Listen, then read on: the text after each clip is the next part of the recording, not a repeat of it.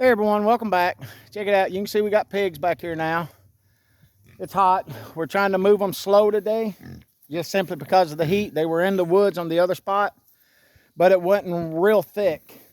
And with the heat we've had, you know, we wanted them in here.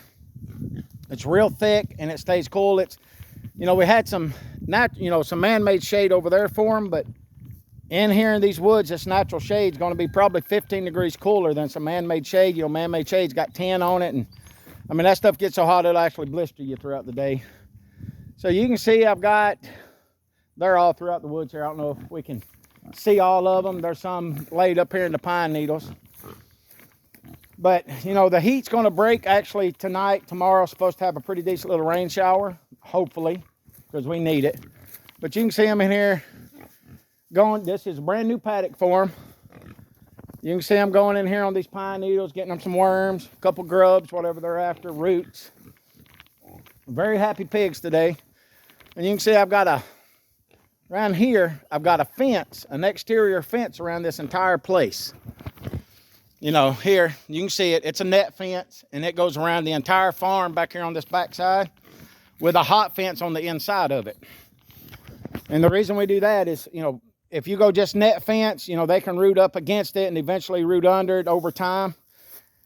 If you go just electric fence, it takes, you know, something can get after them just one time through the night and they'll eventually bust through it and then they're gone. But this two-step fence system, we never have an escape. You know, if they do get out on this other side where the rest of the land is, they go through the hot fence. I'll show you over there. It's just one wire. Then they're still contained, you know, and the other 30 acres or whatever it is over there with the net fence behind it. But you can see, let's see, there's one right there. Hey girl, most of these in here, I think half of these in here are sows, well, gilts. We've had them bred, so we'll see how they do. We just put them all in here together because of the heat.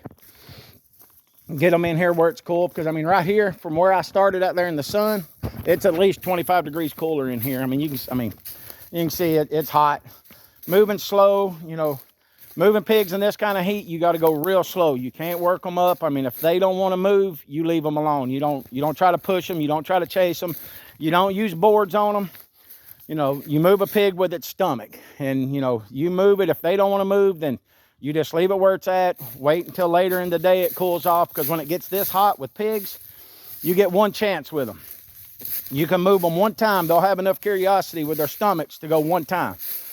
And if everything's not right, or if they get halfway through the move and they turn around and go back, they're done in this kind of heat. They're laying down somewhere and they figure the heat's not worth the effort to try to eat. So you'll have to wait until the late afternoon.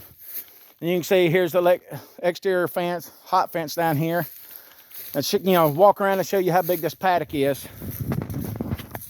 I think we've got probably, there's at least 3 acres on this one paddock right here.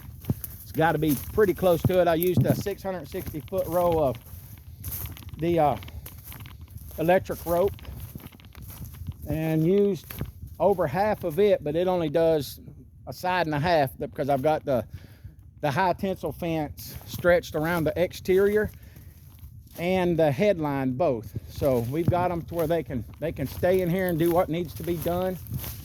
And we'll show you how they do in here over the next couple of days, and we'll keep you updated.